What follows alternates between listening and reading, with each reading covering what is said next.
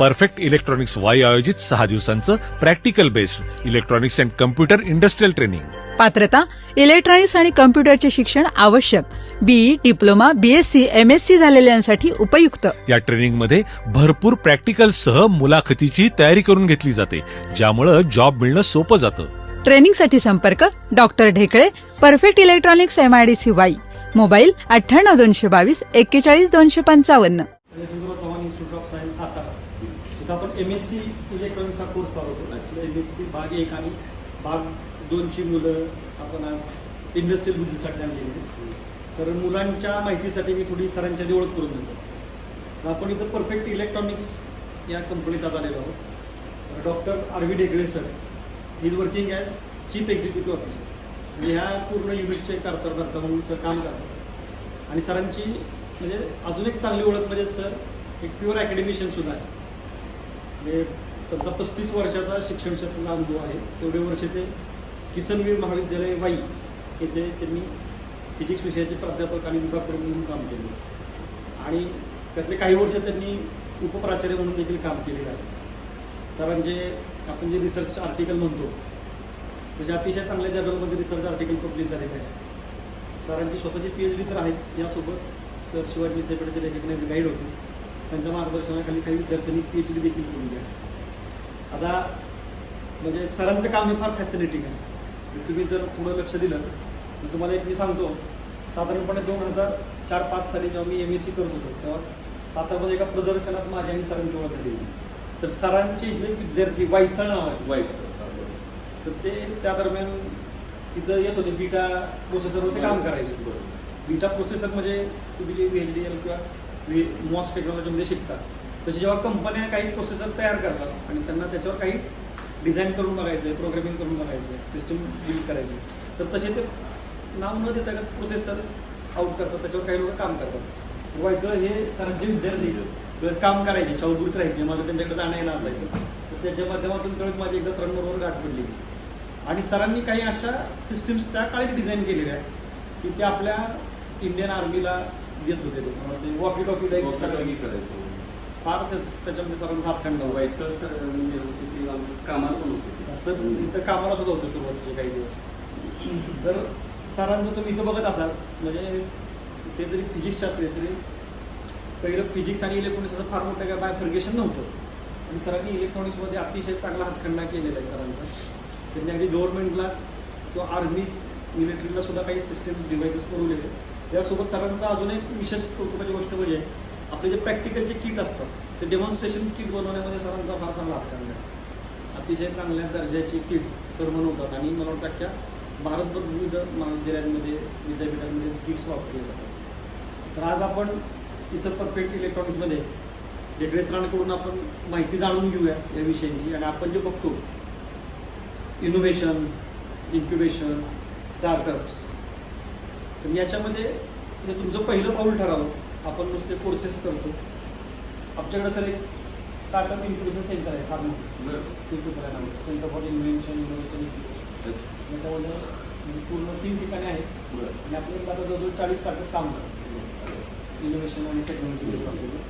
तर तुम्ही सुद्धा सरांचं आज मार्गदर्शन घेतल्यानंतर काहीतरी एक वेगळा विचार करावा आणि एक चांगल्या प्रकारे अभ्यासात गती मिळवावी किंवा अभ्यासाव्यतिरिक्त इनोव्हेशन, इन्क्युबेशन, स्टार्टअप्स किंवा व्यवसायाकडं जाण्याचा प्रयत्न करावा. एवढं बोलतो आणि मी सरांना विनंती करतो की त्यांनी आता आपल्याला मार्गदर्शन करावं. थँक्यू.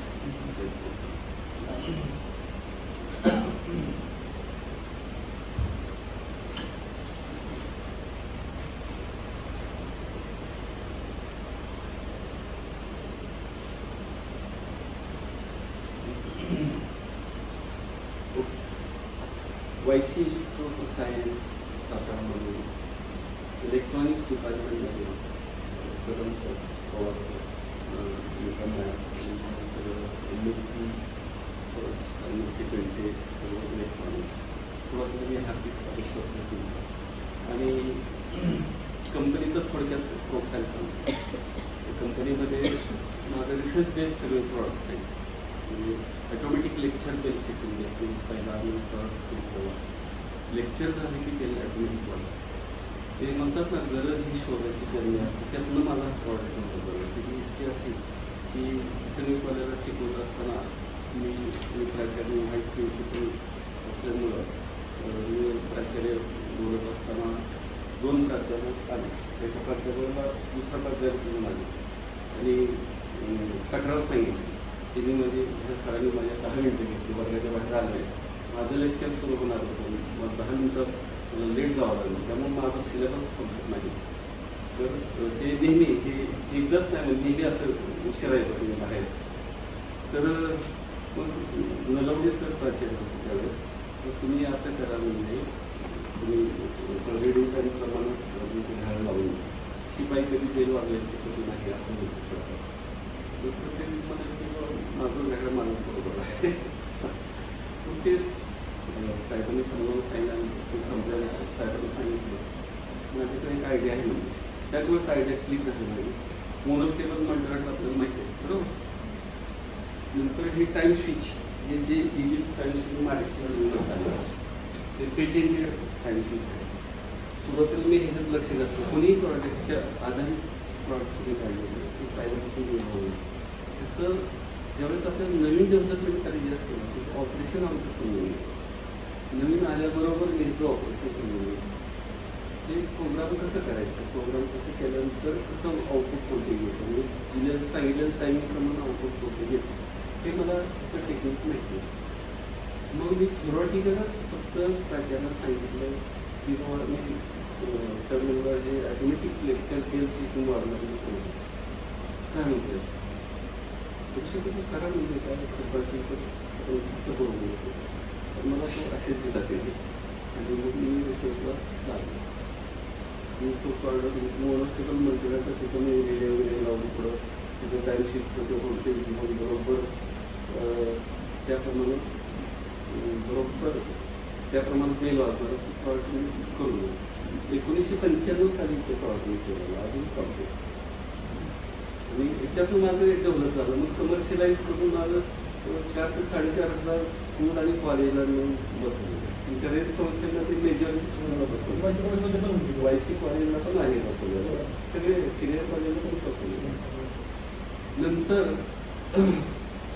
जे आपले मोदी सरकार आल्यानंतर एक निवेदन काढलं होतं की स्कूल कॉलेजसाठी प्रत्येकाने राष्ट्रगीत म्हटलं स्कूल कॉलेजला वंदे मातरम म्हटलं. मग मी बघितली ते पण ॲक्शन बघितली. तर आमच्या प्राचार्याने इंग्लिशच्या कर्जावर सांगितलं नाही CD दिली होती. CD लावायची मग चालू करायचा, मायक्रोफोनमध्ये अनाऊन्स करायचं आणि CD घालून ते जनगणमन वाढवायचं आणि झालं की आमची घाट बंद करायचं. आणि मग मी लक्षात घेतलं ही सुद्धा लेबरवर तुम्ही दररोज एखाद्या प्रांताला त्रास जायचंच आहे ना एका. तर मग आपण हे पण ऑटोमॅटिक केलं म्हणजे ह्या टाईम शीटच्या आधारे तिथं सुद्धा मोनोस्टेबल करतो आपण जे बटणं म्हणजे खाली दाबतो काय करतो तसं कंट्रोल सिग्नल काय करायचं रिले मार्फत. ते रिले मार्फत बटणं आपण दाबू शकतो ना. मग ते आयडिया लक्षात आली. टाईम शीटचाच वापर करून ऑटोमॅटिक राष्ट्रगीत इन्स्ट्रुमेंट तयार केलं. त्याची ॲक्शन कशी तर समजा 10 वाजता राष्ट्रगीत वाजवायचं असेल 10 वाजल्या की ॲम्प्लिफायरला पॉवर ऑटोमॅटिक येणार. पॉवर काहीच घ्यायची गरज नाही. पॉवर आल्यानंतर सुरुवातीला स्पीकरमधून खान खान खान असं 10 सेकंद आवाज जोरात येतो आणि नंतर मग लेडीच्या प्रोफेशनल साऊंडमध्ये इंग्लिशमध्ये आणि मराठीमध्ये ऐकवलं जातं की राष्ट्रगीतासाठी सर्वांनी उभे राहतात. आणि मग जनगणना ऑटोमॅटिक चालू होतं. आणि जनगणना संपलं की ॲम्प्लिफायर दुसऱ्या दिवशी ते पण ठेवलं जातं. ते जवळ 50-60 स्कूल कॉलेजला बसवलेलं आहे. त्यानंतर सायन्स कॉलेज इंजिनिअरिंग कॉलेजला ते डबल साईड PCBचं टेक्निक वापरून जवळ 200 बोर्ड आम्ही डेव्हलप केले. म्हणजे 2007ला एक वर्कशॉप घेतलं होतं. प्राचार्य वर्कशॉप घ्या तुमचा टर्न आहे तुमच्या डिपार्टमेंटचा. मला नेहमी जाणवायचं की विद्यार्थ्याला प्रॅक्टिकल करत असताना कधी कधी सक्सेस व्हायचे नाही एक्सपर्ट इलेक्ट्रॉनिक्सचे. आणि मग विद्यार्थ्याचा वेळ द्यायचा प्राध्यापकाचा वेळ द्यायचा. मग मी विचारलं सिंगल साईड मी कॉलेजला असताना माझं साईड बाय साईड PCBचं टेक्निक वगैरे माहिती होतं. SY BSc असताना ट्रान्समीटर सर्किट बनवायचं, विविध प्रोजेक्ट करायची मला आवड होती आणि PCBचं नॉलेज असल्यामुळं मग एक्सपेरिमेंट सोपे करण्यासाठी डबल साईडचा जर PCBचा आपण वापर केला आणि सिम्प्लिफाय सगळे एक्सपेरिमेंट केलं असं मला वाटलं.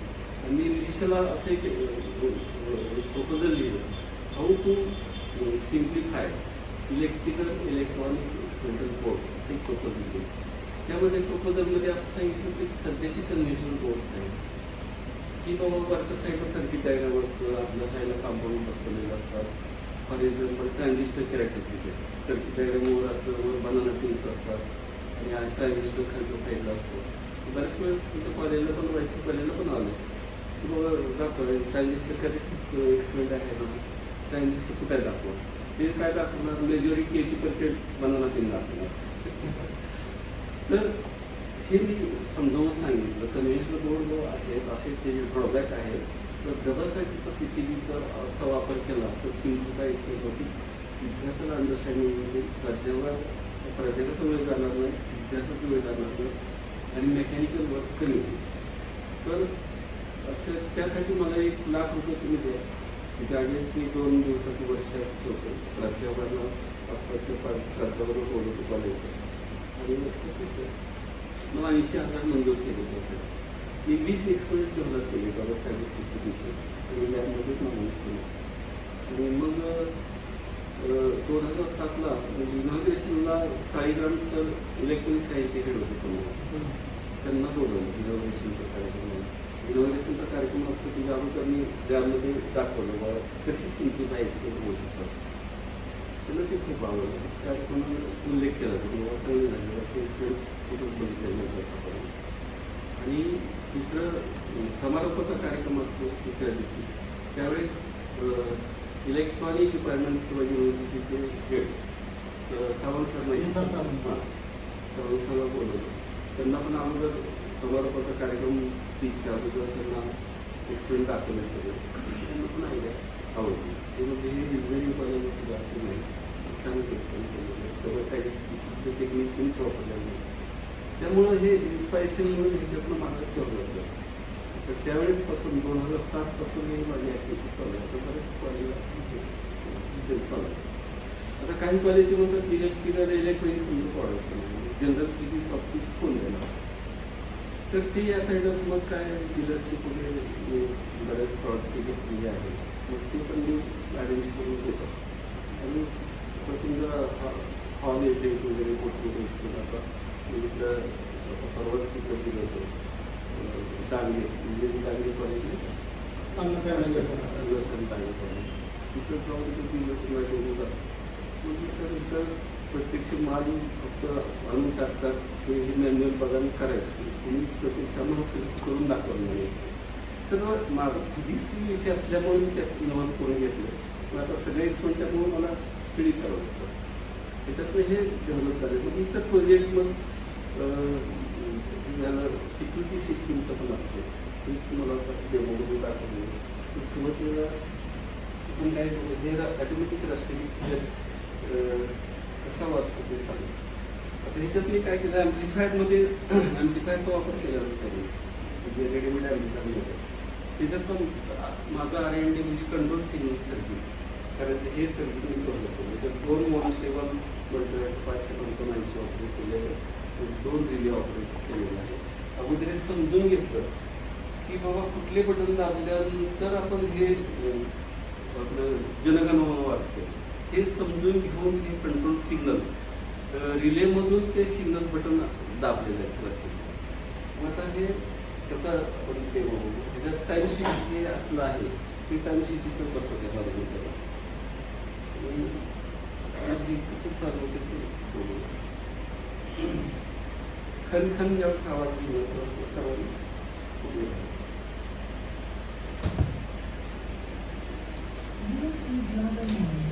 उभी राहावी.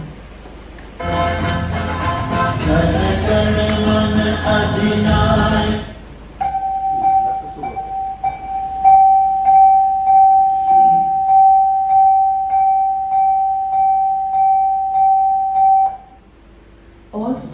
students are requested to stand in attention for the national anthem. कृपया सर्वांनी राष्ट्रगीतासाठी उभे राहावे.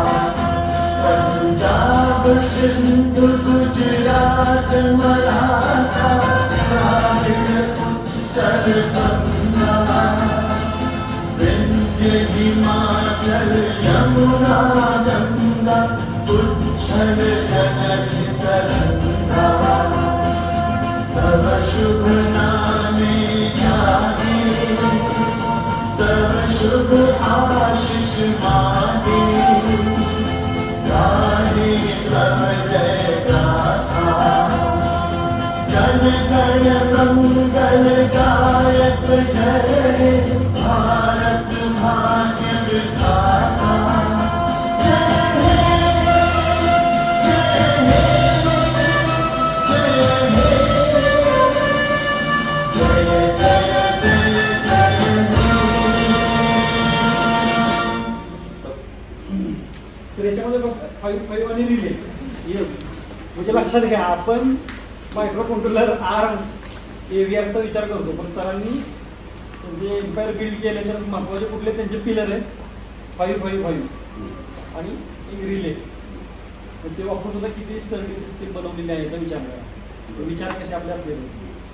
बरं, तुम्हाला आर्डिनो रास्पबेरी पाय आहे का? आर्म पर्यंत आहे, आर्म पर्यंत आहे त्यांनी पीक आर्म एव्हीआर सगळं. बरं, आर्डिनो येण्याचे प्रोजेक्ट नाही बनवले, बरेचसे प्रोजेक्ट केले युट्यूबला तुमचे आहेत. आता तुमची KDP क्वालिटी गायडलाईन सेट करून दिली, सगळे एक्सपेरिमेंट करून दिले. आर्डिनो किंवा ॲडव्हान्स पण घेतले, त्यांना सगळं सांगावं लागलं, म्हणजे डाउनलोड सॉफ्टवेअर करण्यापासून सगळं. तर मी काही आता अलीकडंच करून ठेवले 2 प्रोजेक्ट. गॅस सेन्सरचं केलेलं आहे. गॅस सेन्सर आहे असं. गॅस सेन्सर म्हणजे स्मोक डिटेक्टर म्हणून त्याला वापर.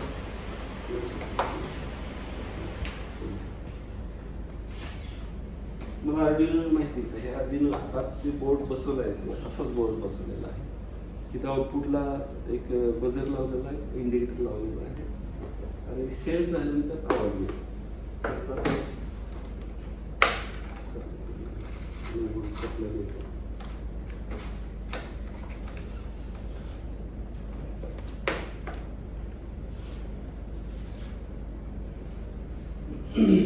स्मोक डिटेक्टर चालू करतो. नंतर HP चा गॅस पण माझ्याकडे.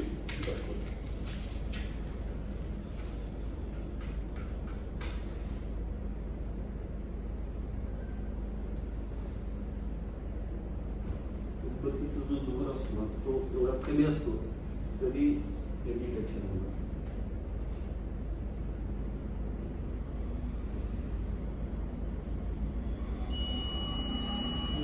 चांगला रिस्पॉन्स आहे. 10 सेकंद 15 सेकंदचा टाइम दिलेला नाही. आता हा मला माहिती आहे HP गॅस म्हणजे ब्युटेन आणि मिथेनचं मिक्सचर असतं. हे ब्युटेनचं गॅस आहे.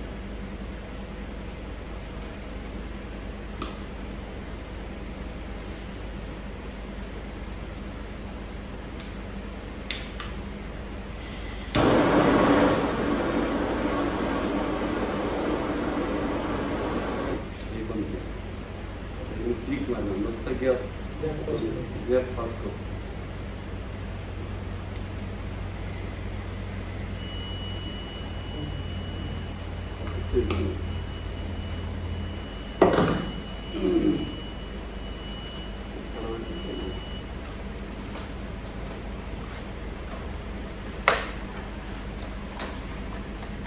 हे ॲप्लिकेशन ग्राफर पेन्सिल करू शकतो.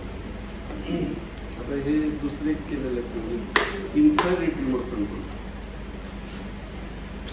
या आउटपुटला बझर आणि इंडिकेटर लावलेलं आहे. इन्फ्रारेड सेन्सर इथे लावतो. तर मी त्याला पॉवर देतो. एक्सपेरिमेंट आर्डिनोचे कुठले कुठले आहेत आपल्याकडे? हे सर बरं सांगा तुम्ही सांगा. सेन्सर मोटर साईड सगळ्या सेन्सर्स आपण करतो. बरं काही कंपनी बरेचसे सेन्सर ॲक्टिवेटर आहेत त्याच्यात. अच्छा तसं 5 मीटरही आहे रिमोट पण एक सेन्सर आहे इनफॅक्ट आपल्याला दिसणार नाही बटन दाबले किती आवाज आला आहे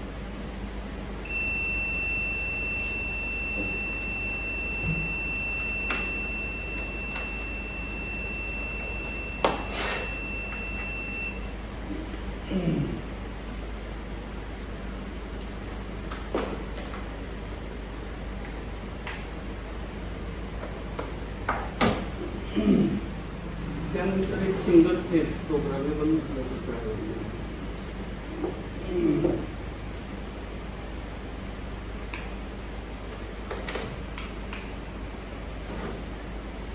तिचं टाइम स्विच वापरलेलं आहे मी आउटपुट सर्किट आहे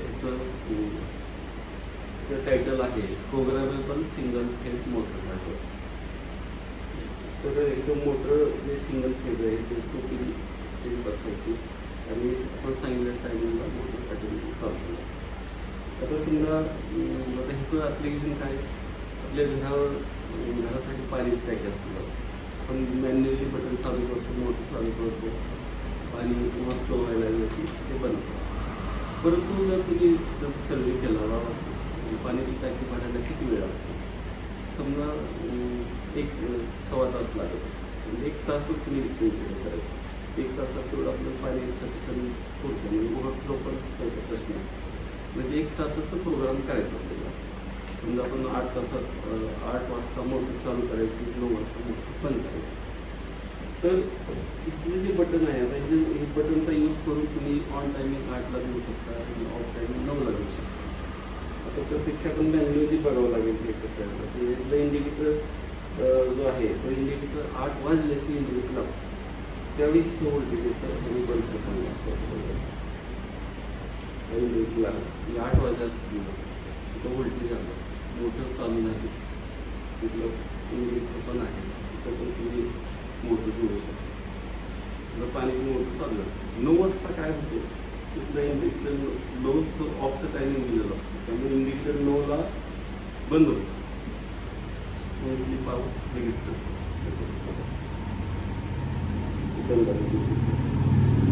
अशा पद्धतीने ते एक ॲप्लिकेशन घेत आहे. दुसरं ॲप्लिकेशन सिक्युरिटी सिस्टम म्हणून घेत आहे म्हणजे आपल्या पोर्च लॅम्प पोर्च आहे घराचा पोर्च लॅम्प असतो आपण काय करतो संध्याकाळी 6:30 वाजता पोर्च लॅम्प लावतो तर झोपताना 11 वाजता पोर्च लॅम्प बंद करतो नंतर ती बंदच लागते. परंतु त्याच्यात 16 टाईम ड्युरेशन त्याच्यात भरायचं प्रयोजन आहे. पहिलं टाईम ड्युरेशन आपण असं करू शकतो की 6:30चं ऑन टायमिंग द्यायचं 11चं ऑफ टायमिंग द्यायचं दुसरं हे झालं पहिलं ड्युरेशन. असे 16 ड्युरेशन आहेत आपल्याला. मग 11ला बंद झाले परत 11:30ला पण चालू करू शकतो 12ला बंद होऊ शकतो. असं बंद चालू 2 वाजेपर्यंत अर्ध्या तासाचं आपण होऊ शकतो.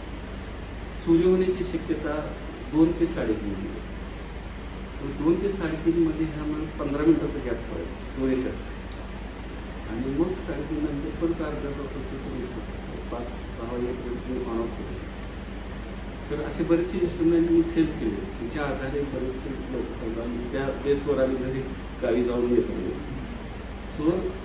चोर काय 15 मिनिटात चोरी करताना इमिजिएटली चोरी करत जातो सगळीकडे पाहून कोण नाही बघून मग चोरी करतो. तोपर्यंत पोर्च लॅम्प लागलाय म्हणल्यानंतर तो धाडस करत असतो कोणतं जागा आहे नको सोडून नाही.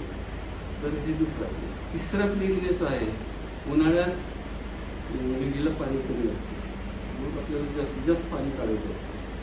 तर अशा वेळेस तुम्ही समजा असं उदाहरण समजा 4 तास थांबल्यानंतर विहिरीला 1 तास मोटर चालतो असं जर तुम्हाला सवय केलं असेल तर तुम्ही असं चालू शकता प्रोग्राम करू शकता 24 तासाचं 4 तास बंद आणि 1 तास चालू 4 तास बंद 1 तास चालू असं 24 तासाचा प्रोग्राम केला येतात.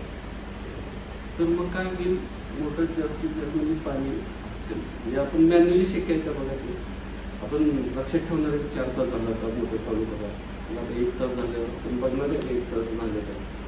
जर आपण विसरलो तर काय होईल तर माहिती आहे पंप मोटरचे पंप हवा धरणं ते त्रासदायक होणं त्यासाठी हे ॲप्लिकेशन.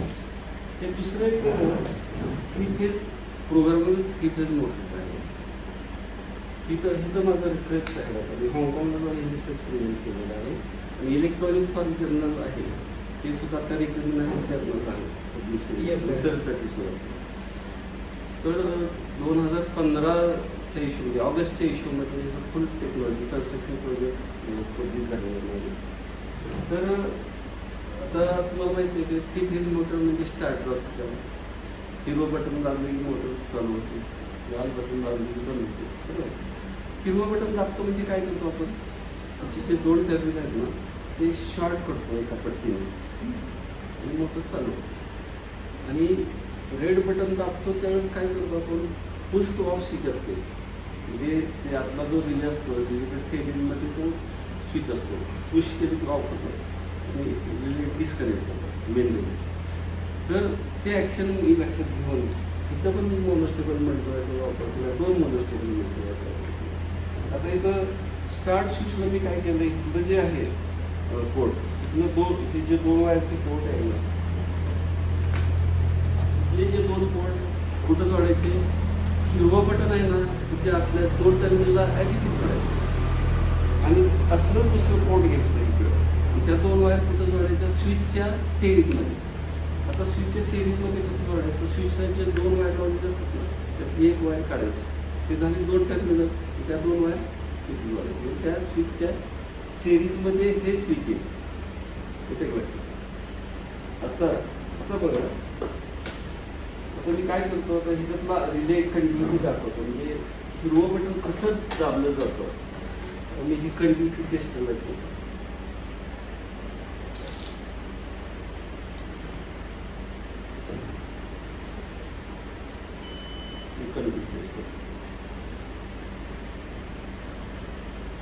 म्हणजे हिरवं बटन ऍक्च्युली कसं दाबलं जातं आपण प्रत्यक्षात दाबत नाही, ते तसंच ह्याच्यात पण एम्प्लिफायरमध्ये तसंच आहे. आता आपण उदाहरण हेच घेऊया, 8 वाजता 3 फेज मोटर चालू झाली तर 9 वाजता बंद झाली तर मग ह्याच्यात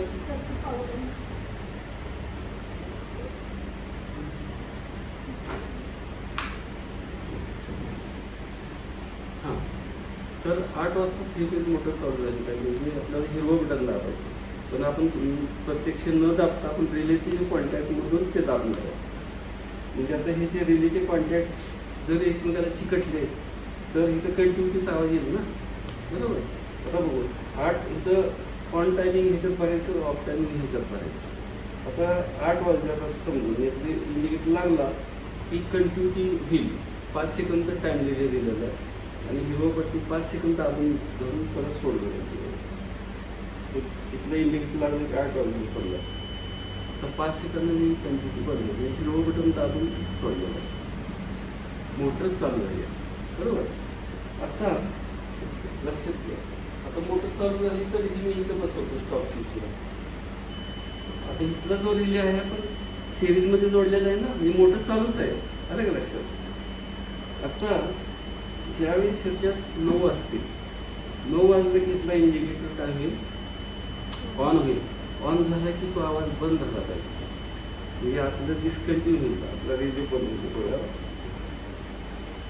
5 सेकंद बंद होईल, परत रिले ऑन होईल,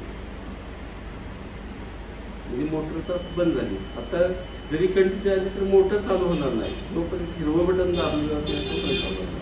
तर ह्याची ही आयडिया. आता ह्याचा उपयोग तुम्ही कुठं करू शकता, नगरपालिकेचा सायरन जो असतो ना, ते सायरन सुद्धा ऑटोमॅटिक वाजवू शकतो.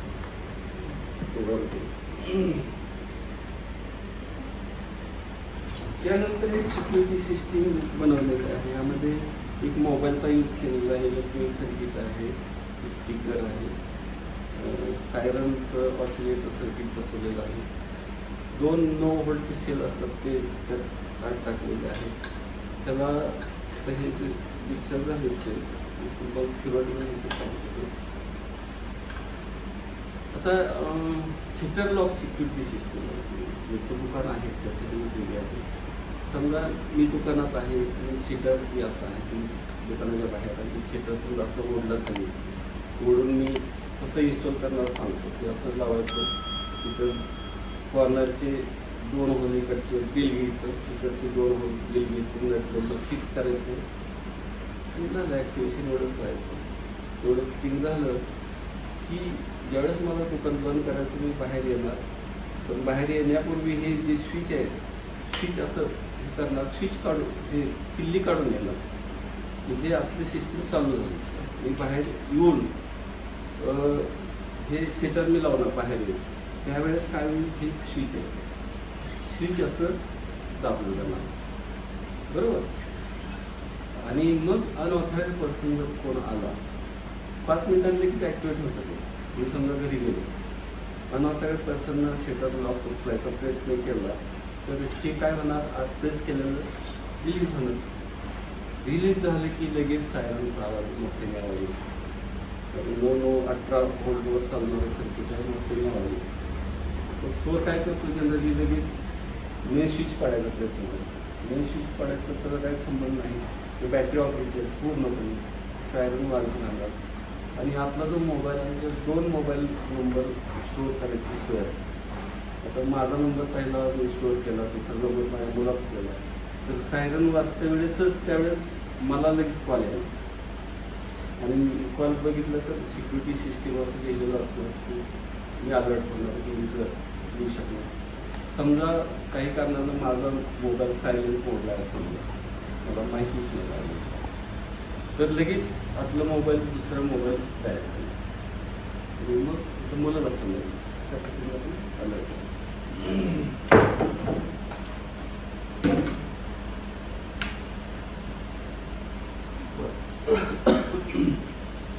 दुसरं एक मल्टीमीटर आम्ही हे केलेलं आहे. मल्टीमीटर मार्केटमध्येच आहे, परंतु मॉडिफिकेशन करून काय केलं, डेस्कटॉप मल्टीमीटरचं बघितलं मार्केटला खूप महाग, 1500 रुपयापेक्षा जास्त आहे. ते ऑपरेटेड आहे. आता आम्ही काय केलं आहे, आमचं ह्याच्या नवीन डिझाईनमध्ये हे कॅबिनेट डिझाईन करणं, स्विच पुढं लावणं, आतलं खोलून हे वायरिंग जोडणं. आमचे आता बोर्ड, मला ते बोर्ड दाखवायचं राहिले, कसे बोर्ड आहे ते बोर्ड आता तुम्ही हे सांगतो. ते 200 बोर्ड जे आहे ना, सायन्स कॉलेज कॉलेजला केलेलं आहे. ते पॉवर सप्लाय पॉवर आहे, ते 12 व्होल्टचं रेग्युलेटर सप्लाय आहे. इनपुट व्होल्टेज तुम्ही 170 ते 270 इनपुटला दिलं तर 12 व्होल्ट मिळेल. ते हा जो एक्सपेरिमेंट आहे डी मॉर्गन्स थेरम आहे. डी मॉर्गन्स थेरमला माहिती असेल 2 इनपुट्स असतात, ते ए आणि बी 2 इनपुट्स आहेत. डी मॉर्गन्स फर्स्ट थेरम कोण सांगेल, कॉम्प्लिमेंट ऑफ सम, हा की complement of sum is equal to product of the complement असं आहे. म्हणजे LHS is equal to RHS दाखवायचं आपल्याला वेगळ्या इनपुट कॉम्बिनेशन, बरोबर. आणि दुसरा जो थेरम आहे De Morgan's theorem, complement of product हा is equal to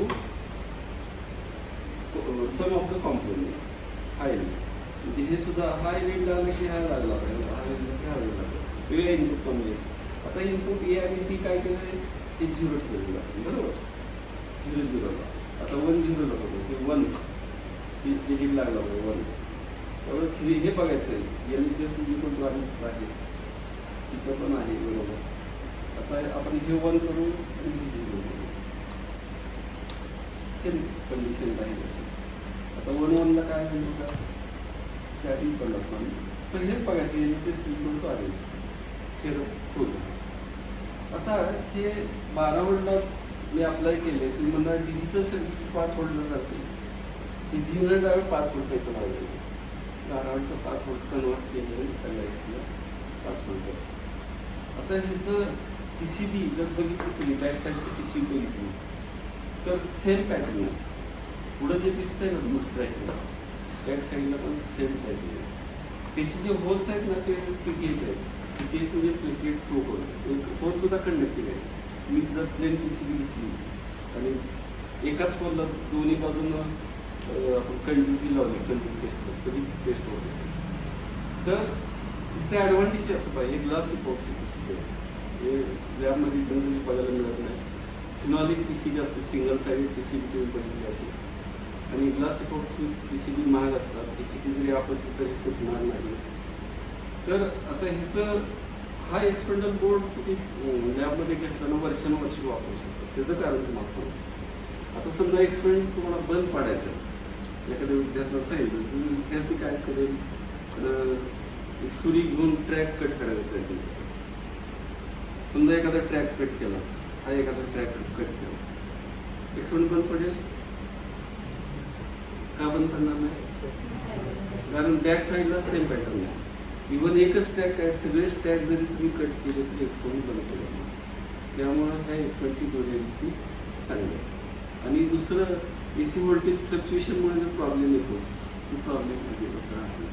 even transistor characteristic, PN junction diode characteristic जे असतात ते असे हे जे आहे ना, हे पिनअप करायचं असते फक्त. तर असे बोर्ड आपण डेव्हलप केलेले आहे. तर ते मला डिजिटल मीटरच्या संदर्भात मला सांगायचं. हां, तर तो समजा PN जंक्शन डायोड कॅरेक्टरिस्टिक्स आहे, त्याला एक व्होल्ट मीटर आणि एक मिलीमीटर लागतं. हे असे पोर्ट आहेत. त्या PCBवरच असं नुसतं पिनअप करायचं म्हणजे झालं, तुमचं व्होल्ट मीटर बसलं. मग हे व्होल्ट मीटर कसं चालू करायचं, स्विच दिलेलं आहे, स्विच दिलेलं. मग अशा पद्धतीनं हे डेस्कटॉप होतं, म्हणजे आपण असं खाली ठेवू शकतो. मल्टीमीटर तुम्हाला ॲज इट इज मल्टीमीटर दिला ह्याचा.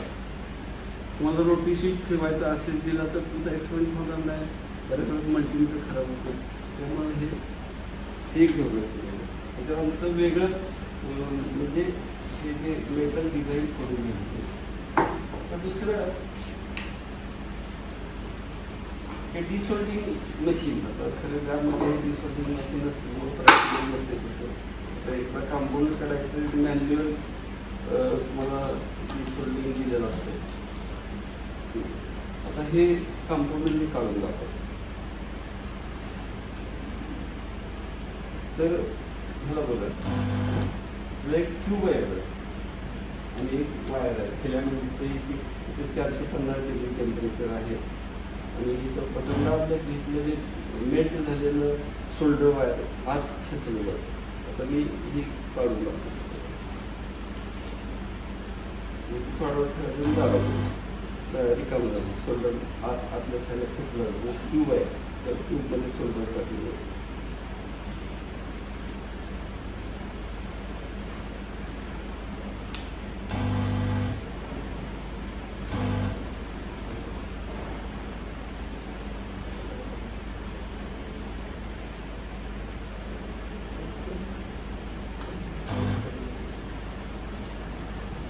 असं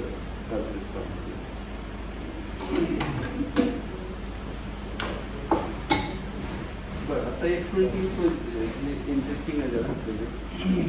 अलेक्सा तुम्हाला माहिती, अलेक्सा म्हणजे काय, एक AI टूल आहे बरोबर. मग AI तुम्ही वापरत असेल तर सांगतो. तर AIचं कुठलं टूल वापरतात तुम्ही, ChatGPT बरोबर. मग ChatGPT मला सांगा, ChatGPT आणि गुगल सर्चला आपण विचारली इन्फॉर्मेशन मिळते, ChatGPTला विचारलं तर मिळते. फरक काय,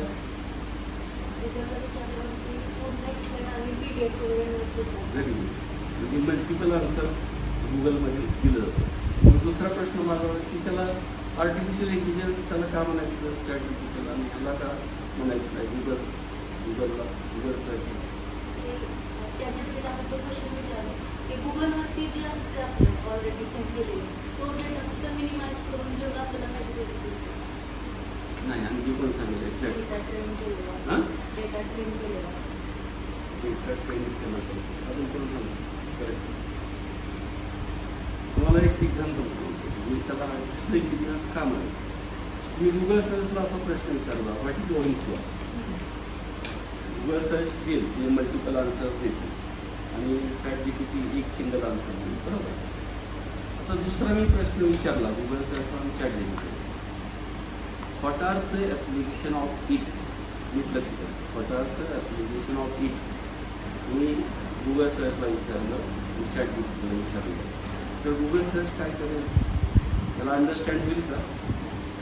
इट म्हणजे ओम्सला आपल्याला माहिती आहे, इट म्हणजे ओम्सला, पण गुगल सर्चला माहिती आहे का ती ओम्सला नाही, कारण त्याला मेमरी नाही. गुगल सर्चला मेमरी नाही, परंतु चॅट जीपीटी मेमरीमध्ये ते अंदाज करतो अगोदरचा प्रश्न कुठला विचारलेला आहे त्याला अनुसरून दुसरं उत्तर दिलं जातं. बरं लक्षात. त्यामुळे त्याला गुगल सर्च करायचं.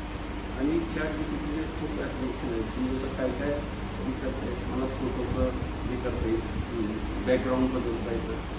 तर बरं का सर, चॅट जीपीटीवर मी एक रफ डायग्राम, मला इन्व्हर्स पेरलॉचं मला चॅट बनवायचा होता.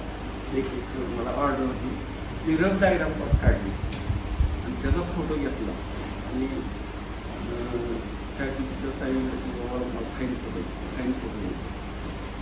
दुसरं महत्त्वाचं एक्साइटिंग ॲप्लिकेशन म्हणजे मला झालं.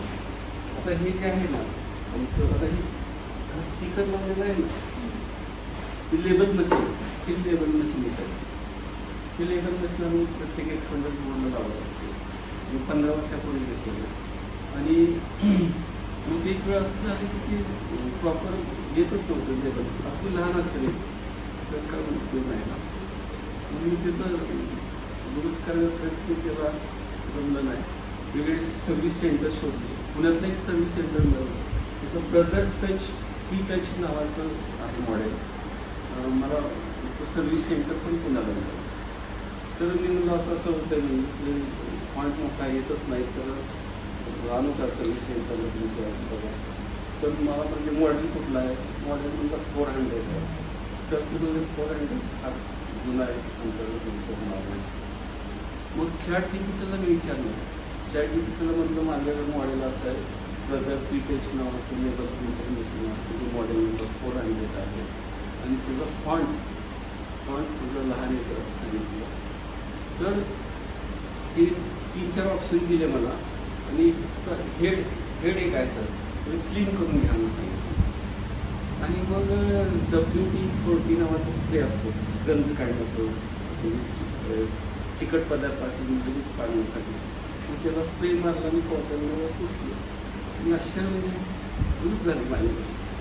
5-6 हजार रुपये तिथं खर्च करायला मी तयार होतो. दुसरं एक्साइटिंग ॲप्लिकेशन, लॅपटॉप बंद पडला, तुम्ही पण अप्लाय करू शकता. लॅपटॉपला स्क्रीनच येत नव्हतं काय केलं, तो पॉवर इंजिन तर लागतो, बॅटरी पण फुल आहे आणि स्क्रीन तर येत नव्हतं. तर मग ते दुरुस्तीला टाकायचं असं विचारलं जाऊन. चॅट जीपीटी लगेच पटकन डोक्यात येत नाही ना. मग सर्व्हिस सेंटरला फोन पण केला होता, घेऊन या म्हणजे. ठीक आहे म्हणलं, घेऊन येतो असं दुरुस्तीला. आणि म्हणलं ह्याला तर विचारून बघावं चॅट जीपीटीला. विचारलं की बाबा माझं लॅपटॉप असे मॉडेलचं आहे आणि स्क्रीन येत नाही, बॅटरी ओके आहे, पॉवरफुल आहे. तर तिने उत्तर दिलं, तिने 2-3 पर्याय दिले, तर एक पर्याय सापडलं की फंक्शन की, सिक्वेन्शियल फंक्शन की दाबावून जातं. लॅपटॉप माझा झाला दोस्त. तर हे चॅट जीपीटी हातवर त्याला कोणी चॅट जीपीटी वापरतो आता सगळे व्हेरी गुड, चांगलं अवेअरनेस आहे. तर यायला चांगलं महत्त्व आहे. मला सांगतो याकडून आता सॉफ्टवेअर इंजिनियर जे असतात ना त्यांचंसुद्धा अवघड झालं.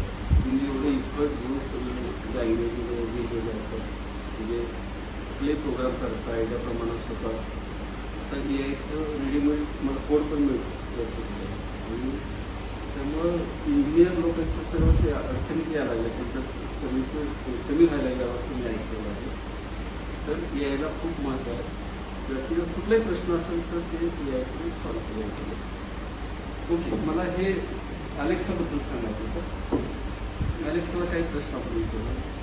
Alexa, what is time now? It's 11:49 a.m.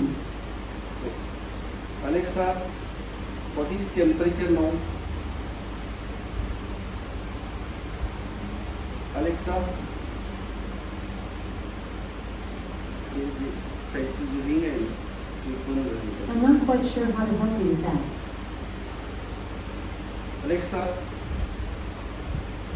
Alexa, what is temperature now? Right now, in Way, Satara, Maharashtra, it's 32 degrees Celsius. Alexa, which chief minister of Maharashtra? Maharashtra's chief minister is Eknath Shinde. Not Shinde. Alexa, who is current chief minister of Maharashtra?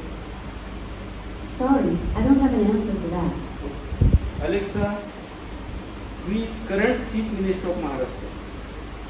The chief minister of Maharashtra is Devendra Fadnavis. Current chief minister. Okay. Alexa, who is prime minister of India? The current prime minister of India is Narendra Modi. Alexa, how many states are in India? India has 28 states, including Andhra Pradesh, Arunachal Pradesh, Assam, Bihar, and Chhattisgarh. Alexa, how many countries are in the world? There are 195 countries in the world today. This total comprises 193 countries that are member states of the United Nations and 2 countries that are non-member observer states, Vatican City and the state of Palestine. Alexa, are you male or female? I'm an AI, and I don't have a sex. Alexa गाणीच पण play करतो गाणं record थांबव बघा Prashant record थांबव गाणं play कर सीआरओमध्ये time particular holds particular आपल्याला ॲडजस्ट करावं लागतं सिग्नलचं व्यवस्थापनासाठी आणि DSOला काय असतं एक ॲटो नावाचं बटन असतं ते ॲडजस्ट करतं DSOमध्ये दुसरी एक फॅसिलिटी आहे माहिती तुम्हाला 10 वेव्हफॉर्म्स स्टोअर करायची फॅसिलिटी असते स्टोअर नावाचं बटन असतं तर ते तुम्हाला सिलेबसमध्ये नाही त्यामुळे तुम्ही ते पडणार नाही त्याचं आउटपुट जे आहे USB बी टाईप पोर्ट असतो त्याच्यातून तुम्हाला प्रिंटरला करता येतं आणि वेव्हफॉर्म जे आहे ती प्रिंटिंगला घेते आत्तापर्यंत तुम्हाला ते सिलेबस नसल्यामुळे ते तुम्ही करत असतात बरोबर तर ते आहे आता ह्याच्यात बघा क्रिस्टल कॉल्पिक्स ऑसिलेटरचा एक्सपेंड आहे 12 वोल्ट सप्लाय म्हणून लावलेला आहे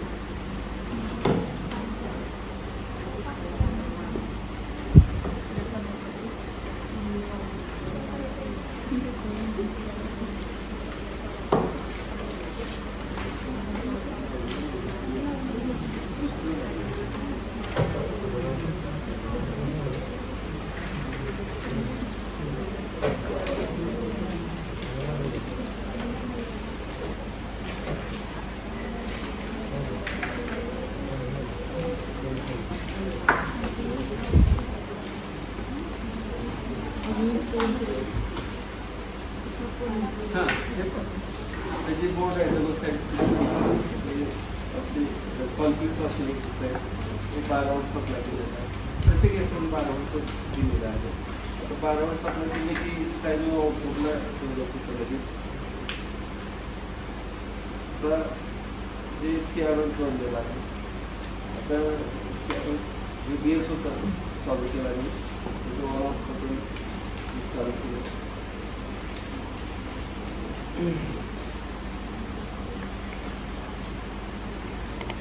साईन आहे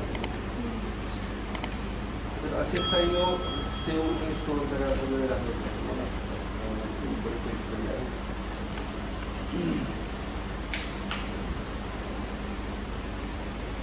बरं हे दुसरं डीप सॉल्टिंग मशीन आहे म्हणजे त्याला जास्तीत जास्त प्रोडक्शन फेसिलिटी करायचं मॅन्युअल सोल्डर न करता डीप सोल्डरिंग काही 3 सेकंदात सगळे सोल्डर पॉईंट करतो आणि त्याच्यापेक्षा मोठ्या फेसिलिटीज असले चालतं काम पण बसलेलं चालतं आणि 3 सेकंदात सगळे सोल्डर कसे होतात ते सांगतो आता हे डीप सोल्डरिंग मशीन म्हणजे मधला जो बार आहे सोल्डर बार आहे मेटल आहे आणि हा एक टेम्परेचर कंट्रोल आहे 1960 डिग्री टेम्परेचर ठेवायचं असतं आणि चालू केलं ते मेल्ट होतं पूर्णपणे आणि त्याच्यावरचं जे कचरा घाण असतो ते काढायचं असतं आणि ही जे फ्रेम बाजूला काढायचं प्रयोजन आहे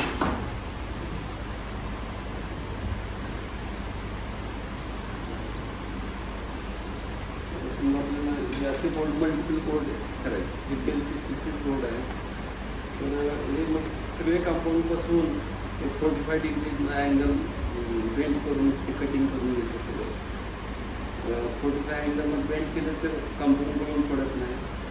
शोल्डर पेस्ट लावायची आणि बोर्ड असे फिक्स करायचे.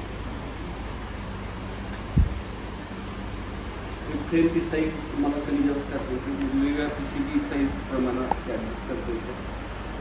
आणि हे असं असं बसवल्यानंतर बसवल्यानंतर ही फ्रेम इथे ठेवायची असते. आणि इथे एक टायमर आहे, 3 सेकंदचा टायमर ठेवलेला असतो. आणि हे बटन असं प्रेस केलं एकदा, बॅक साईडला मोटर आहे, प्रेस केलं की काय होतं, खाली जात असतं. आणि PCBचं सरफेस आणि शोल्डरचं सरफेस हे कॉन्टॅक्टमध्ये 3 सेकंदासाठी. आणि परत हे ऑटोमॅटिक रिलीज झालं की हे बाजूला काढायचं, बोर्ड बाजूला काढायचा, दुसरा बोर्ड अडकायचा. अशा पद्धतीने आपण कमीत कमी जास्तीत जास्त बोर्ड करू शकतो. दुसरं एक इंटरेस्टिंग एक्सपेरिमेंट आहे, त्याचं टेक्निक मी तुम्हाला अगोदर सांगत नाही, तर इफेक्ट बघूया आणि ते का होते आपण त्यावर नंतर चर्चा करू. बरं, एक पाणी ग्लास बघा, वेगळं लिक्विड नाही, पाणी सगळं बघतो.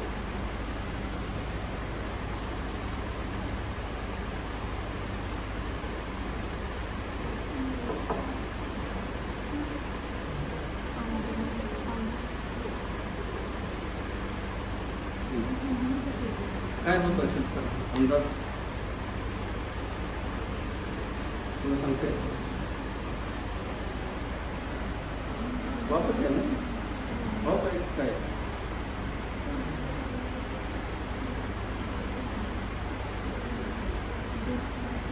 बोलेल ना, बोलत नाही. तर हे धुकं तयार करणारं मशीन आहे. म्हणजे पाण्याचे ड्रॉपलेट जे आहे ते फोडून हे केलं जातं. आता त्याचं टेक्निक सांगतो.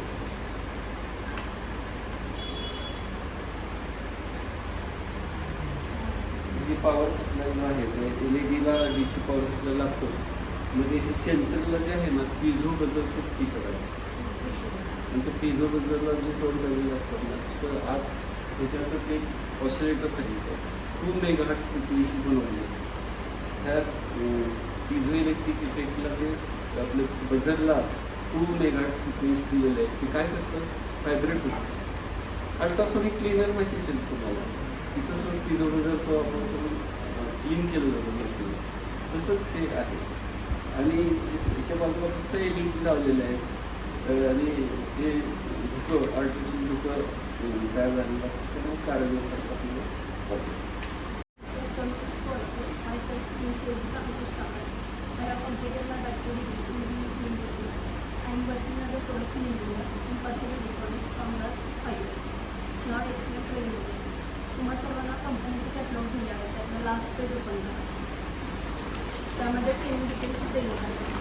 आमच्या कंपनीमध्ये सायन्स कॉलेज, इंजिनिअरिंग कॉलेजच्या विद्यार्थ्यांसाठी फास्ट आहे, practical based electronics training program facility आहे. हा कोर्स 6 दिवसांचा म्हणजे 48 आवर्स असतो. यामध्ये तुमच्याकडून आम्ही टोटल 30 एक्सपर्ट करून देत असतो. हा कोर्स 100% प्रॅक्टिकल ओरिएंटेड आहे. तर याचा बेनिफिट तुम्हाला कुठे होतो असा तुमच्या मनामध्ये प्रश्न निर्माण होतो. तर आपल्या कॉलेजमध्ये आपल्याला ओरल अँड प्रॅक्टिकल एक्झाम असतात. तर त्यावेळेस आपल्याला एक्स्ट्रा ओरल प्रॅक्टिकलसाठी दुसऱ्या कॉलेजचे स्टाफ मेंबर येते.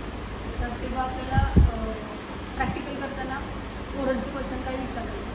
तर या ट्रेनिंगमध्ये तुमची ओरलची तयारी असते ती 100% करून शकतो. तर पहिल्या दिवशी तुम्हाला डिजिटल इलेक्ट्रॉनिक्सचे 8 एक्सपर्ट एक्सप्लेन केले. तर आता आपण कॉलेजमध्ये डिजिटल इलेक्ट्रॉनिक्सचं जे प्रॅक्टिकल आहे त्या आठवड्यातून एकदा करतो 2 तास. तर आम्ही पहिल्या 2 तासात तुम्हाला 8 एक्सपर्ट एक्सप्लेन करतो आणि एक्सपर्ट करण्यासाठी वेळ देतो. आणि आपल्याला 1 तास आहे, त्यामध्ये डिजिटल इलेक्ट्रॉनिक्सचे जे टेक्निकल पोर्शन आहे त्याचं डिस्कशन केलं जातं. त्यानंतर दुसऱ्या दिवशी ऑपरेशनल ॲम्प्लिफायरचे 5 एक्सपर्ट शिकवले जातात. ते तुम्हाला पहिल्या 2 तासात एक्सप्लेन केलं जातं. तुम्हाला ओपॅमचा IC नंबर माहिती आहे का? ओपॅमचा IC नंबर 7. तर तुम्हाला CROचा वापर करून ते 5 एक्सपर्ट परफॉर्म करायचे असतात. आणि उरलेल्या 1 तासात आपण ओपॅमचं ओरल डिस्कशन घेत असतो. त्यानंतर नेक्स्ट डेला ऑसिलेटर आणि ॲम्प्लिफायर या टॉपिकवरती 5 एक्सप्लेन करायचे असतात. तर इथे TSO त्या TSOचा वापर करून आपण 5 एक्सप्लेन पहिल्यांदा 2 तासात एक्सप्लेन करतो. तुम्हाला परफॉर्म करण्यासाठी वेळ दिला जातो आणि 1 तासात या टॉपिकचे निगडीचे क्वेश्चन आहे त्याचे प्रिपरेशन करून टीच करतो. तसेच ट्रेनिंगमध्ये असताना तुम्हाला 2 सॉफ्टवेअर शिकवले जातात. आता आपण कॉलेजमध्ये पेन्सिलच्या सहाय्याने सर्किट डायग्राम ड्रॉ करत असतो. तर इथे आम्ही डिझायनर्स एक्सप्रेस नावाचं जे सॉफ्टवेअर आहे त्याचं ट्रेनिंग देतो. त्यामध्ये प्रोफेशनल सर्किट डायग्राम कशी ड्रॉ करायची हे शिकवलं.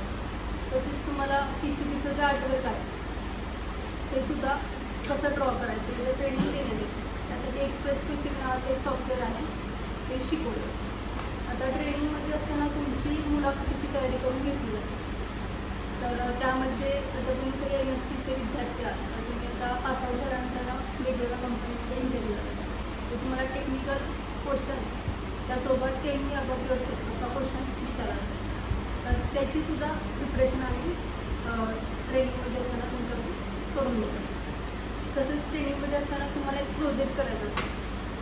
त्या प्रोजेक्टसाठी तुम्हाला एक PCB दिला जातो. त्यासोबत काही यूज कंपोनंट दिले जाते.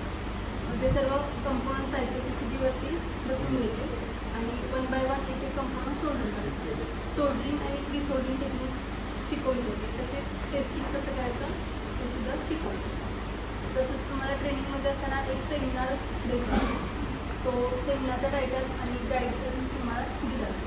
त्या सेमिनारचा व्हिडिओ YouTube चॅनलवरती अपलोड केला जातो आणि ट्रेनिंगमध्ये जे आपण मुलाखतीचा जो व्हिडिओ घेत असतो तो सुद्धा YouTube चॅनलवरती अपलोड केला जातो. आता आम्ही एक गुगल फॉर्मचा वापर करून इव्होल्युशन टेस्ट तयार केली आहे. त्यामध्ये टोटल 74 क्वेश्चन्स आहेत. प्रत्येक क्वेश्चनला 3 ऑप्शन्स असतात. ते सर्व 74 क्वेश्चन सॉल्व करून झाले की लास्टला सबमिट नावाचा एक ऑप्शन आहे.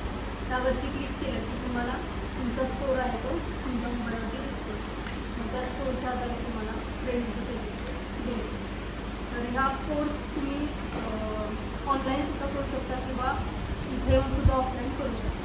तर लोणार कॉलेजला आता आमचा वेगवेगळ्या कॉलेजसोबत इन्व्हॉल्व झाला आहे. लोणार कॉलेज आहे, कॉलेज आहे. तर लोणार कॉलेजचे जे HOD आहेत सेक्शन ते दरवर्षी इंडस्ट्री विजिट इथे कंपनीमध्ये अरेंज करतात. विद्यार्थ्यांना घेऊन येतात आणि त्यांचा ज्यावेळेस समरचं सेशन संपतो तर त्यावेळेस ते ऑनलाईन सेशन अरेंज करतात. आणि मग आम्ही साधारण त्यांचे 5-6 लेक्चर ऑनलाईन घेत असतो.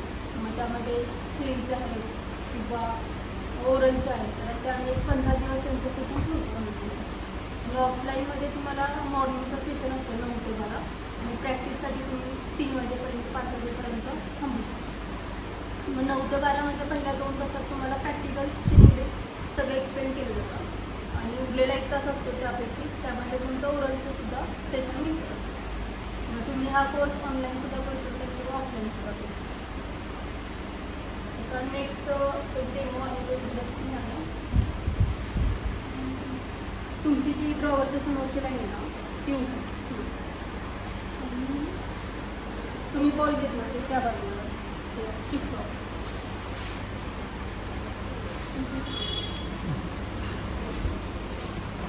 तुझं नाव काय? आणि तुझं नाव काय? करण. तू बरं तुम्ही पलीकडे तोपर्यंत बसा. तुम्ही काय बघा ड्रॉवरच्या समोरची लाईन ती स्पेस रिकामी.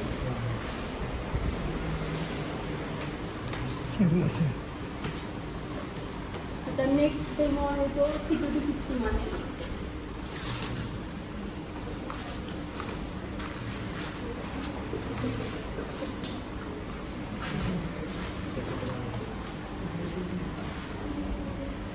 हा time switch place CRR motion siren आहे.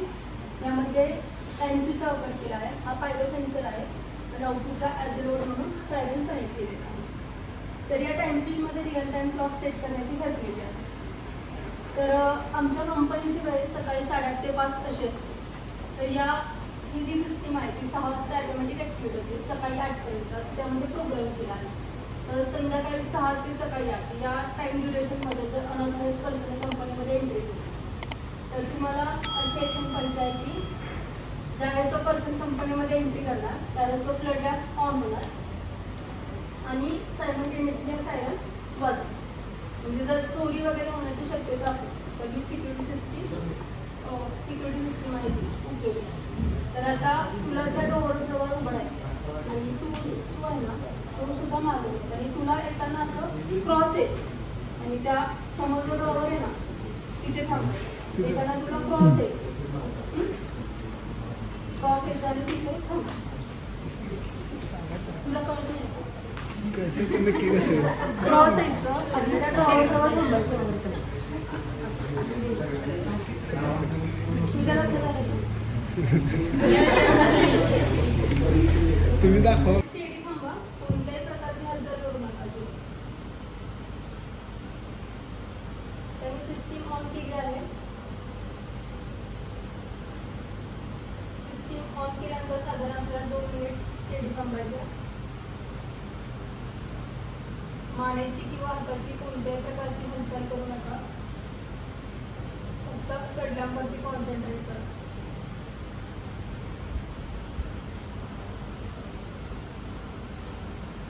पहिला रिलेचा आवाज झाला आहे.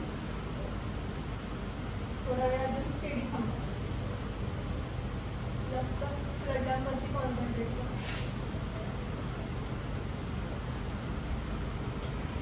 तर दुसरा रिलेचा आवाज झाला आहे आणि साधारण 30 सेकंद स्टेडी थांबायचं. त्यानंतर मी करंटला कॉल करणार आहे आणि आपल्याला जे ॲक्शन पाहायचे आहे. स्टेडी थांबा सर्वांनी.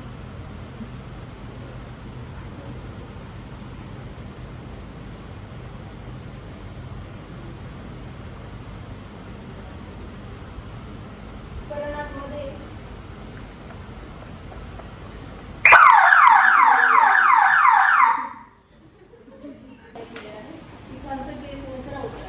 तर या मोबाईलच्या आधारे मी जगात कोठली असेल तरी या कॅमेरासमोर तुम्ही पाहू शकता. तर तुम्ही सर्वांनी आता कॅमेरावरती फोकस करायचे तर तुम्ही त्या बाजूने करू. आता त्या कॅमेराची जी पोझिशन आहे ती आपल्या बाजूने आहे. ज्यावेळेस मला राईट साईडचा पार्ट पाहायचा आहे तर सिम्पली मी राईट साईडला ट्रॅक करणार. कॅमेरावरती फोकस करा. कॅमेरा राईट साईडला शिफ्ट होता आणि त्या समोरचा जो पार्ट आहे तो मला मोबाईलमध्ये दिसत आहे. तर ज्यावेळेस मला लेफ्ट साईडचा पार्ट पाहायचा आहे त्यावेळेस मी लेफ्ट साईडला ट्रॅक करणार. कॅमेरा लेफ्ट साईडने मूव्ह होताना दिसतो आणि त्यासमोरचा जो पार्ट आहे तो मला मोबाईलमध्ये दिसत आहे. आता मला खाली खालचा रिजन पाहायचा असेल तर मी वरच्या बाजूला ट्रॅक करणार. कॅमेरा मात्र खालच्या बाजूला शिफ्ट होतो आणि त्यासमोरचा जो पार्ट आहे ते मोबाईलमध्ये दिसतो. आता मला वरचा पार्ट पाहायचा असेल तर मी खालच्या बाजूला ट्रॅक करणार. कॅमेरा वरच्या बाजूला शिफ्ट होतो आणि त्यासमोरचा जो पार्ट आहे तो मला मोबाईलमध्ये दिसतो. तर इथे खाली काही ऑप्शन्स आहेत. तर या कॅमेराला स्पीकर फॅसिलिटी आहे. आता इमॅजिन करा की मी कंपनीच्या कामानिमित्त बाहेर गेले आहे. सातारा असेल, कोल्हापूर असेल किंवा पुण्याला असेल आणि इथे फॅकल्टी काम करत आहे. याचा जर का मला फोटो घ्यायचा असेल तरी तर स्नॅपशॉटवरती क्लिक करणार. स्नॅपशॉटवरती क्लिक केले की फोटो कॅप्चर होतो आणि अल्बममध्ये सेव्ह होतो. आता नेक्स्ट मला थोड्या वेळासाठी असं इमॅजिन करा की मी अमेरिकेला आहे किंवा जपानला आहे आणि कंपनीमध्ये स्टाफ मेंबर आहे त्याला अमेरिकेमध्ये असताना इन्स्ट्रक्शन द्यायचे. तर इथं स्पीक नावाचा ऑप्शन आहे. तर मी त्या फॅकल्टीला अमेरिकेमध्ये असताना इन्स्ट्रक्शन दिलं आणि त्या फॅकल्टीने इथेच उभं राहून मला त्याचा ॲन्सर दिला. मग त्या ॲन्सर कॅमेरामध्ये रेकॉर्ड होतं आणि माझ्याकडे. आता मी जर का कंपनीच्या कामानिमित्त बाहेर असेल आणि मला इथे वर्क सुरू आहे पाहिजे आणि थोड्या वेळासाठी जर का रेकॉर्डिंग करायचं असेल अर्धा तासाचं किंवा 20 मिनिटाचं तर इथं रेकॉर्डिंग नावाचं ऑप्शन आहे. त्यावरती मी क्लिक केलं की हे रेकॉर्डिंग सुरू होतं.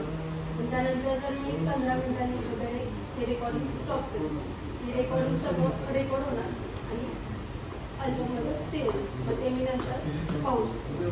तर या कॅमेऱ्याची रेंज किती असेल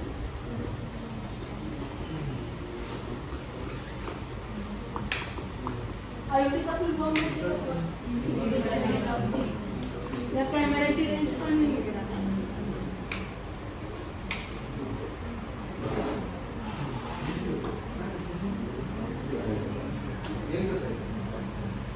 तुम्हाला इकडचं ते दिसते का म्हणजे हा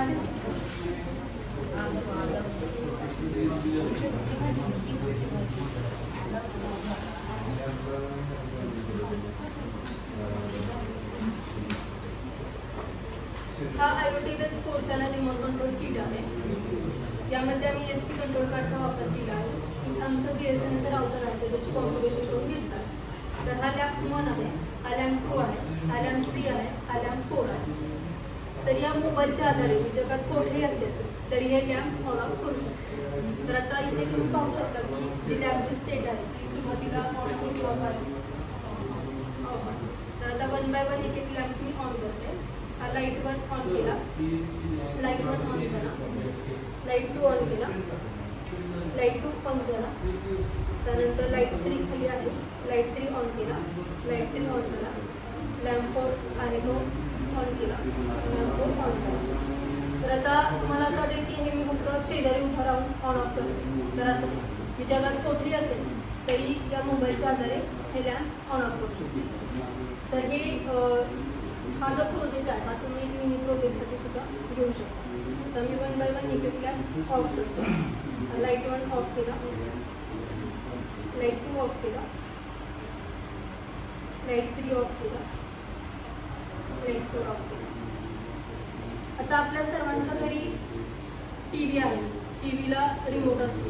त्या रिमोटची रेंज साधारण 20 to 25 मीटर्सपर्यंत असते. तर हे IP बेस पोर्चला रिमोट कंट्रोल किट आहे. याची रेंज अनलिमिटेड आहे.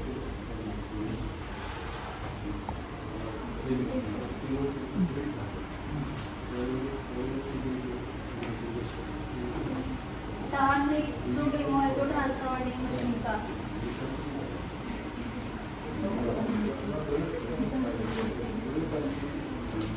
ही ट्रान्सफॉर्मर वाइंडिंग मशीन आहे. इथे सगळं प्रायमरी वाइंडिंगचं काम सुरू आहे. ट्रान्सफॉर्मर बनवण्यासाठी आपल्याला एक बॉबिन लागते. या बॉबिनच्या एका बाजूला मी प्रायमरीसाठी 2 वायर्स काढल्या आहेत आणि सेकंडरीसाठी 3 वायर्स काढले आहेत. तर ही मिडल जी वायर आहे ती सेंटर टॅप आहे. तर प्रायमरीसाठी नंबर ऑफ टर्न्स आम्ही 5000 घेतो आणि सेकंडरीसाठी नंबर ऑफ टर्न्स 400 + 400 असे टोटल 800 नंबर ऑफ टर्न्स घेतो. तर प्रायमरीसाठी 45 गेटची वायर यूज केली होती आणि सेकंडरीसाठी 34 गेटची वायर यूज केली होती. आता इथे हा काउंटर आहे. त्या काउंटरवरती आपल्याला नंबर ऑफ टर्न्स किती झाले हे दिसतात आणि इथे मी DC मोटर कनेक्ट केली आहे. तर हा ज्यावेळेस रोड मी लेफ्ट साईड टाकते त्यावेळेस वाइंडिंग होतं लेफ्ट साईडला. ज्यावेळेस हा रोड मी राईट साईड टाकते तेव्हा हे वाइंडिंग होतं राईट साईडला शिफ्ट होतं. हा फुल स्विच आहे. तर आता इथे माझ्याकडे हा ट्रान्सफॉर्मरमध्ये या वाइंडिंगचं काम कम्प्लीट झालं आहे आणि लॅमिनेटसुद्धा करून झालेलं आहे. तर लॅमिनेट करण्यासाठी आपल्याला 2 प्लेट्सचा वापर करत असतो.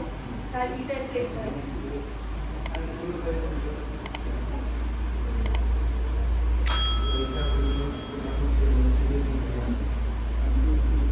या I-टाईप प्लेट्स आहेत. तर E-टाईप प्लेट्स अल्टरनेट बसवून घ्यायचे असतात. या बॉबिनमध्ये E-टाईप प्लेट्स अल्टरनेट बसवून घ्यायच्या आणि त्या 2 प्लेट्सच्या मध्ये जो गॅप शिल्लक राहतो त्या I-टाईप प्लेट बसवायच्या. मग लॅमिनेट करून झाल्यानंतर ना असा ट्रान्सफॉर्मर दिसतो. तर हा 24 व्होल्टचा ट्रान्सफॉर्मर आहे. तर ह्याचा वापर आम्ही पॉवर सप्लाय बेस सिस्टीममध्ये करत असतो. तर हा ट्रान्सफॉर्मर कोणत्या टाईपचा आहे?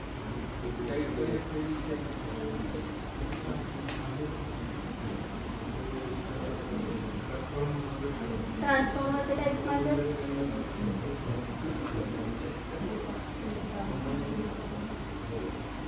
हा स्टेट डाऊन ट्रान्सफॉर्मर आहे. Good afternoon. आज आपण परफेक्ट इलेक्ट्रॉनिक्स वाई येते सरांच्या लॅबला आपण इथं विजिट केलेली होती. त्या विजिटमध्ये सरांनी आपल्याला बरेच त्यांचे जे असणारे छोटे छोटे किट जे की आपण ट्रान्झिस्टर, रिले, स्विच, त्याचबरोबर त्याचं एक टायमिंग मशीन ह्याविषयी आपल्याला म्हणजे लहान म्हणजे जिथं आपण आर्डिनोसारखे जे यूज करतो छोटे छोटे तर त्याच्याऐवजी आपण जे बेसिक सर्किट कसे यूज करायचे हे सरांनी आपल्याला मार्गदर्शन केलं. त्याचबरोबर असणारे आर्डिनोचे 2 प्रोजेक्ट जातात. गॅस सेन्सर असणारा, त्याचबरोबर इन्फ्रारेड, त्यानंतर DSOवरती फॉर्मचं सांगितलं, स्टोरेज सांगितलं, त्याचबरोबर एक मशीन दाखवते की ज्यामध्ये धूर निघतो म्हणजे की आपण काय करतो वेपर्स तयार होतात. त्याचबरोबर इथं जे असणारे एक अलार्म सिस्टीम सरांनी एक एक्सप्लेन झालेले आपल्या जे आपण सिक्युरिटी सिस्टम म्हणून त्याचा यूज करू शकतो. म्हणजे होम जिथं आपण गावाला गेलो किंवा काय झालं तर तिथं अचानक जर काय झाला प्रॉब्लेम तर तो आपल्याला तो हे करता येईल. हे एक लास्टला जे मशीन आहे त्यामध्ये काय आहे तर ट्रान्सफॉर्मर वाइंडिंग मशीन आहे, त्याचा यूज करू शकता तुम्ही. आणि दुसरं एक PCB इचिंग सोल्डरिंगचं जे आहे सोल्डरिंग मशीन आहे जी 3 सेकंदामध्ये एक किट डिझाईन करू शकतो. जर ते आपला 1 तास किंवा 2 तासाचा वेळ आहे तो तुम्ही इझिली कमी करू शकता. ह्या सगळ्या गोष्टी आपण जाणून घेतलं आहे. ह्याच्याविषयी जर सखोल जर घ्यायचं असेल तर सरांनी जसं सांगितलं तसं आपण व्हिजिट करून येऊ शकतो. आणि हे सगळी माहिती मिळाल्यानंतर सरांच्या टीमचे सर्वांचे मी आभार मानतो. आणि आम्हाला इथं मार्गदर्शन द्यावेस आपणचे आपण एक PCBचं रॅक तुम्हाला दाखवायचं. PCB कशी म्हणून आपण परफेक्ट इलेक्ट्रॉनिक्सचे संपूर्ण ऑटोमॅटिक ऑटो लेक्चर बेल आणि ऑटो राष्ट्रगीत प्लेअर सिस्टीम शाळा कॉलेजसाठी अत्यंत उपयुक्त. उत्पादक perfect electronics MIDC Wai. Free डेमोसाठी संपर्क 98 222 41 255.